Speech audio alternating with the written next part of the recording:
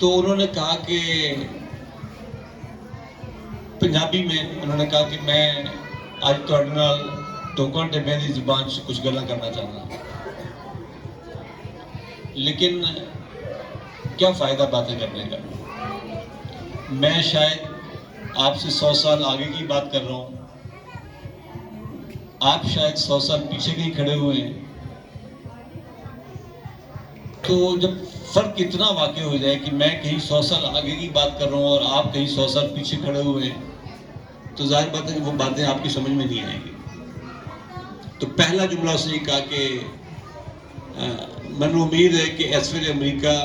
عراق کو بمباری کر رہا ہے۔ ہماری اتنی حس ماری جا چکی ہے کہ ہم نے ایک دعا مانگی اور قسم پرسی کا عالم ہم نے دیکھا ابھی بچوں میں، اور اس کے بعد ہم نے کلیپنگ کر کے اس کو فارغ کیا۔ یعنی ہمیں احساس زیاں، جسے اقبال کہتا ہے نا کہ احساس زیاں ہی جاتا رہا، تو ہمیں اس احساس زیاں کا بھی نہیں پتا کہ یہ تالیاں بجانے کی جگہ تھی یا یہ رونے کا مقام تھا۔ میں صبح صبح گھر میں عربی پڑھا رہا ہوں ہفتے والے دن، تو ایک صاحب نے آج مجھ سے پوچھا کہ جی غزہ والوں کی مدد کیسے کی جا سکتی ہے؟ تو یقیناً اس وقت ہمارے پاس ان کی مدد کے لیے سوائے دعا کہ ہم کچھ نہیں کر سکتے ان کے لیے۔ تو میں نے کہا کہ فلاں کچھ لوگ ہیں جو شاید کر رہے ہیں، تو اگر آپ ان سے رابطہ کر لیں تو میرے خیال میں وہ ٹھیک لوگ ہیں، آپ کی مدد شاید ان تک پہنچ جائے۔ تو انہوں نے کہا جی ان سے میرا رابطہ ہوا، انہوں نے کہا کہ 3,500-4 ہزار ٹرک باہر کھڑے ہوئے اور ان کو غزہ کے بارڈر سے ان ہونے کی اجازت نہیں ہے۔ یعنی آپ اپنے بہن بھائیوں کی مدد آپ کے پاس اگر ہے بھی، تو دشمن اس وقت اتنا پاورفل ہے کہ وہ آپ کو ان ہونے کی اجازت نہیں ہے۔ آپ روٹی کا ایک نوالا اپنے کسی بہن تک، کسی بھائی تک نہیں پہنچا سکتے۔ اور پھر آپ کے اپنے ملک کی بھی یہ حالت ہے کہ میں سیلاب کے چکر میں سندھ اور بلوچستان آتا جاتا رہا ہوں، آپ جا کے دیکھیں یقیناً آپ میں سے کوئی غریب نہیں ہے، کوئی ہے ایک بندہ آپ میں سے جو یہ کہے کہ اس کے پاس شام کو کھانے کو نہیں ہے؟ کوئی ایک عورت مجھے یہاں دکھا دے جس نے صرف شلوار قمیض پہنی ہو اور وہ یہ کہہ سکے کہ اس کے سر پہ دوپٹہ یا چادر کرنے کے لیے چادر نہیں ہے؟ یا کوئی ایک مرد مجھے دکھا دے جو پوری شلوار قمیض کے بغیر ہو؟ لیکن سندھ میں آپ میرے ساتھ کبھی جا کے دیکھیں، 1 2 4 100 200 نہیں، میں آپ کو ہزاروں لوگ دکھا سکتا ہوں جہاں اب یہ تصور ہی ختم ہو گیا کہ عورت کے سر پہ دوپٹہ بھی ہونا چاہیے۔ مرد آپ کو ایک صرف دھوتی پہ نظر آئے گا اور عورت صرف شلوار قمیض میں نظر آئے گی۔ اس کو احساس ہی نہیں کہ ستر بھی کوئی چیز ہوتی ہے، پردہ بھی کوئی چیز ہوتی ہے، یا حیا کا اپنا کوئی لباس ہوتا ہے۔ جس کے پاس ہے نہیں تو وہ کہاں سے حیا کا لباس پہنے گا؟ تو اس صورتحال میں میری اور آپ کی ذمہ داری اور بڑھ جاتی ہے، اور علم وہ چیز ہے جس کے بارے میں رسول اللہ صلی اللہ علیہ وسلم نے فرمایا تھا کہ یہ ماں کی گود سے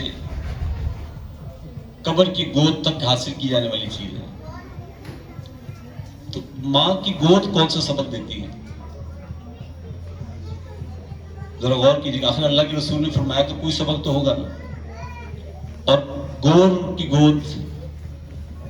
لاحت سے مہد سے لاحت تک کا فرمایا نا حضور نے، تو مہد سے کون سا علم ملتا ہے اور لاحت تک جا کے بھی کون سا علم ہے جس کو سیکھتے رہنے کی ضرورت ہے؟ مہد غور کریں گے تو شاید اس میں اور بھی بہت سارے سبق ہوں گے، لیکن 2 سبق تو ضرور دیتی ہے انہوں۔ ایک محبت کا درس اور ایک آپ کو اپنے محسن کی پہچان۔ سب سے بڑی محسن آپ کو گود کے اندر ماں ہی نظر آتی ہے، تو گویا کہ یہ سبق محبت کا اور معرفت کا، اپنے محسن کو پہچاننے کا، یہ یہاں سے شروع ہوتا ہے۔ اور جو محسن حقیقی ہے یعنی اللہ تعالیٰ، اس کی پہچان کہ میرا رب ہے وہ جس نے مجھے ماں کی گود بھی فراہم کی اور ماں کی آغوش میں پلتے ہوئے جس محبت کی اور جس خوراک کی ضرورت تھی وہ بھی فراہم کی، تو انسان پھر پورے معاشرے کا شکر گزار ہوتے ہوئے اپنے اس رب کے شکر گزاری تک، یہ زندگی ہے جس کا سبق اس سے درس ماں کی گود سے ملنا شروع ہوتا ہے، اور قبر کی گود اس کو یہ سبق دے رہی ہوتی ہے کہ آخر تم نے یہاں آنا ہے، اور یہاں کے بعد جب آنکھ کھلے گی تو پھر یہ ساری ٹیکنالوجی اور دنیا کی ساری ترقی یہیں رہ جائے گی، اس کے بعد پھر ہمیں جواب دینا چاہیے۔ تو ایریز اسکول سسٹم میں الحمدللہ یہ دونوں کام،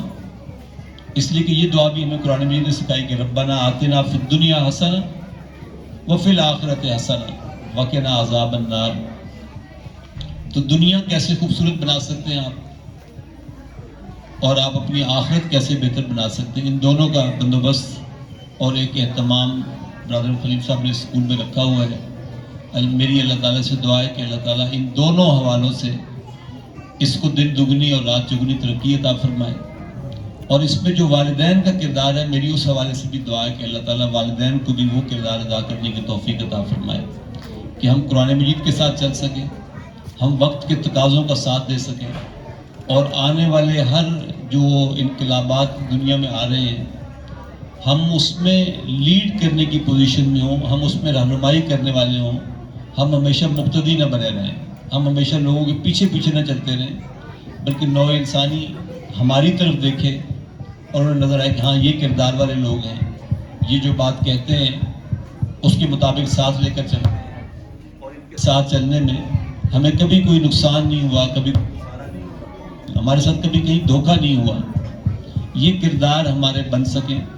اللہ تعالیٰ یہاں کے اساتذہ کو بھی اس کی توفیق دے کہ وہ اپنے بچوں کا بنا سکیں یہ کردار، اور اللہ تعالیٰ والدین کو بھی یہ توفیق دے کہ وہ بھی اپنی ذرا مصروفیات کو دوسروں کو کم کر کے تو اپنے بچوں کی تربیت کے اوپر خصوصی توجہ دے سکیں۔